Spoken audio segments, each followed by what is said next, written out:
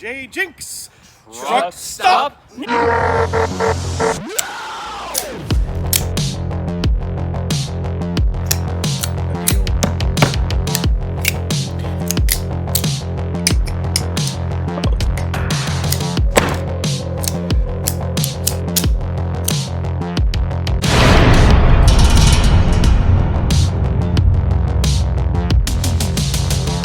So I've been showing some of the knives that I got from my local flea market from this guy, George Macelli.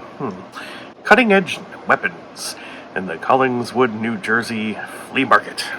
He's got a lot of old stuff that he picked up probably in bulk years and years ago, and he's just trying to get rid of them.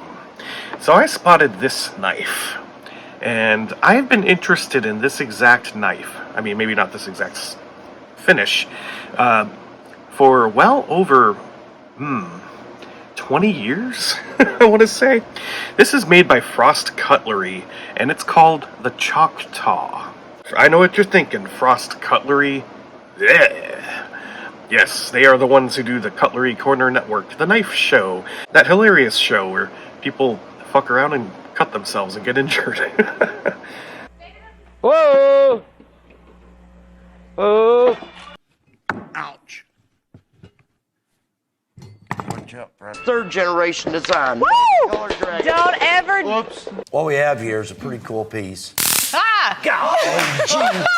But I've always been intrigued by the Chocktaw. The handle shape is just so exaggerated, and is it comfortable?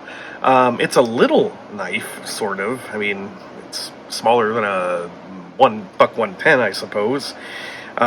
Is it comfortable? Well, now I can tell you.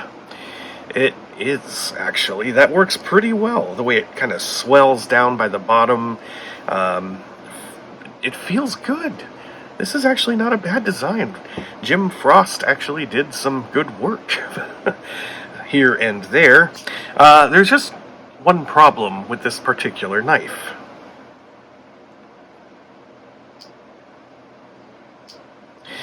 It's broken. There's something very wrong with the back spring. I mean, you can see it sticking out the back there. This was, brand new basically, but it kind of looks like it might have been dropped a couple of times, and I'm not really sure how to fix that. I put some grease in there, some lubricating oil, thinking, oh, maybe it's just stiff, but nope. It's just not made well. It's a defect, I suppose. But I can't really send it in because, well, it's ancient, first of all. And it's also discontinued. Frost Cutlery stopped making these. You can go to the Cutlery Corner website, which is where you buy the Frost Cutlery garbage, and they just don't have any listed. So that's okay. I wasn't really wanting to use this knife. I literally just wanted to hold it in my hand and see if it was comfortable, which I could have just done at the store, and then I found it was broken, and then the guy was like, oh crap, you want it for like, I don't know, $5? That's probably more than what it's worth, but I paid it because I just kind of wanted the Chocktaw. So in addition to the uniquely shaped handle, we have some very interestingly jimped bone, very large scoops taken out of this thing. You have the Frost Cutlery branded shield right there in the middle, and one of the more attractive things to me are the giant bolsters. These are big bolsters, and the bottom piece is an interesting one too because it's very boxy. It's a neat look in my opinion, and the knife itself is a drop point blade with a massive thumb nick, which you kind of don't need because so much of the blade is exposed. You just don't need that, but whatever, doesn't hurt anything. And this particular one, checking the edge, there is a massive roll or something right there. I don't need to angle this very much to get it into the light. That is a massive imperfection, and I don't know if that lines up with something in the liner that it's colliding with. I don't see anything in there. So I think this knife was just handled, dropped, abused before it was ever sold to me for $5. Retail-wise, they go for anywhere between like 20 and 40, depending on the handle material and, well, whatever Frost Cutlery deems the MSRP to be. And even though it won't stay closed, you can sort of lock it open. I mean, it doesn't lock, but you can push the spring in, like so, and now it's pretty well locked. Very well locked, no play at all. So, good design, good execution. I just got a bum one. But now I know that the Chocktaw is actually a comfy knife. This is just not the greatest example. I do like the color, though. It's sort of a crimson red with hints of orange here and there in the scale material. That's nice. Frost Cutlery always did interesting things with their scale materials. And that inspired me to actually get a couple more, hopefully in better condition, and so I did. Now, for those not versed in the Frost Cutlery universe, Steel Warrior by Frost Cutlery is considered one of their more, I guess, premium sub-brands. So I got two Chocktaws here. Again, these are no longer manufactured, they're discontinued. There are retailers around, if you look hard enough, that still sell them. And I happened to get both of these for a very good deal. They were like $8 or $9 a piece. They're just on clearance. They wanted to be rid of them. And I noticed right away the packaging's different for both of these. The boxes are different sizes.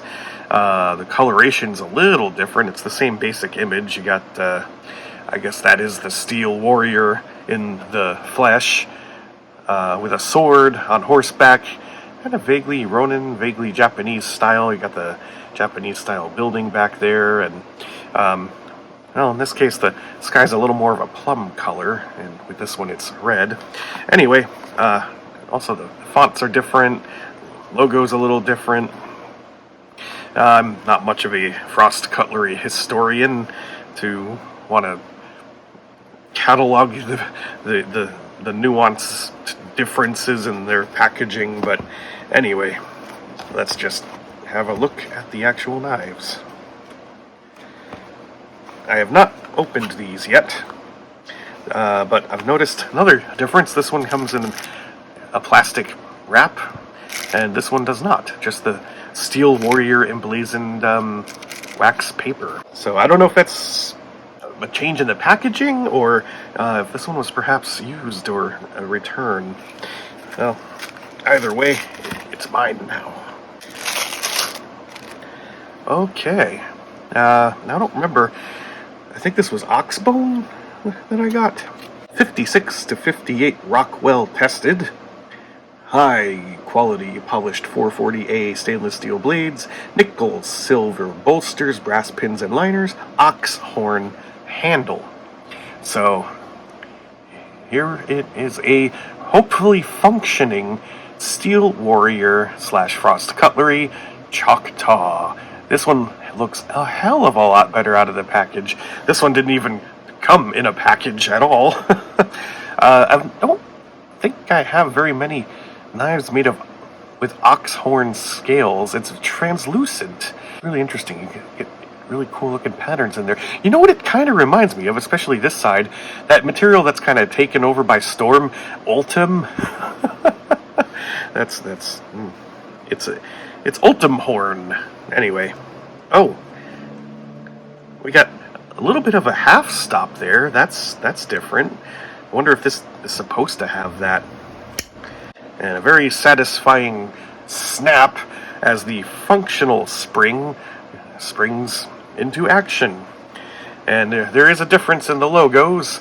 On this one you have the Frost Cutlery with the bird.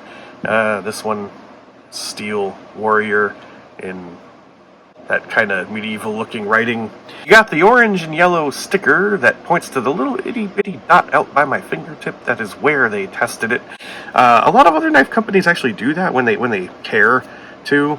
I've noticed when I take certain knives apart, I'll find that little telltale dimple that the hardness was tested, but usually it's somewhere hidden underneath the bolster or somewhere where you won't see it. Frost Cutlery decided to put it right out in the open. This one has a couple of differences, and it feels different as a consequence. First of all, with the scale material, it's not jimped, it's just smooth, and the knife is also thinner. The Frost Cutlery variant has thicker bolsters and a little bit of a thicker spring as well. So it's a little bit heavier, the Frost Cutlery version. This one's a little more sleek, a little more refined, and very shiny. I actually really like this knife. This is a handsome knife.